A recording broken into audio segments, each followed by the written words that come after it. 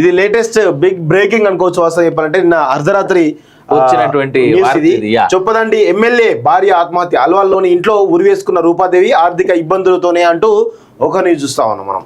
So MLA భార్య ఈరోజు ఆర్థిక ఇబ్బందులతో చెప్పేసి అంటా ఉన్నారు. నిజంగా ఇది ఎంతవరకు నిజం, ఎంతవరకు అబద్ధం అంటే ఇంట్లో ఉన్నటువంటి కొన్ని సమస్యల కారణంతో అని అంటూ ఉన్నారు.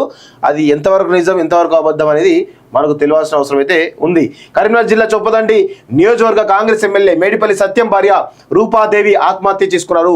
హైదరాబాద్ అల్వాల్ పంచశీల కాలనీలోని వాళ్ళ ఇంట్లో గురువారం రాత్రి ఆమె ఉరివేసుకున్నారు. ఆత్మహత్యకు గల కారణాలు తెలియరాలేదు.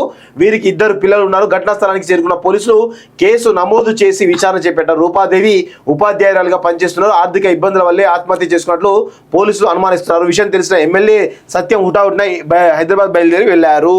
సో ఇక్కడ విషయం ఏంటి అంటే, ఆమె అర్థం చేసుకోవాల్సిన విషయం ఏంటంటే ఆర్థిక సంబంధమైనటువంటి కారణాలతోటి ఆత్మహత్య చేసుకుని చెప్పేసి అంటా ఉన్నారు. ఆయన ఎమ్మెల్యే అయిండు, ఒక 6 నెలలు అయింది. సరే ఇన్ని రోజులు అంటే కష్టాలు పడ్డాడు కావచ్చు, కానీ ఇప్పుడు ఎమ్మెల్యే అయిన తర్వాత ఎంతో కొంత సంపాదించుకోవడానికి స్కోప్ ఉంటుంది. వాస్తవంగా మీరు ఇంత తొందరగా మరి ఇంకో వేరే కారణం ఏమైనా ఉన్నదేమో ఖచ్చితంగా బయటకు వస్తాయి. మనం ఈ మధ్య కాలంలో కొన్ని చూసినాం.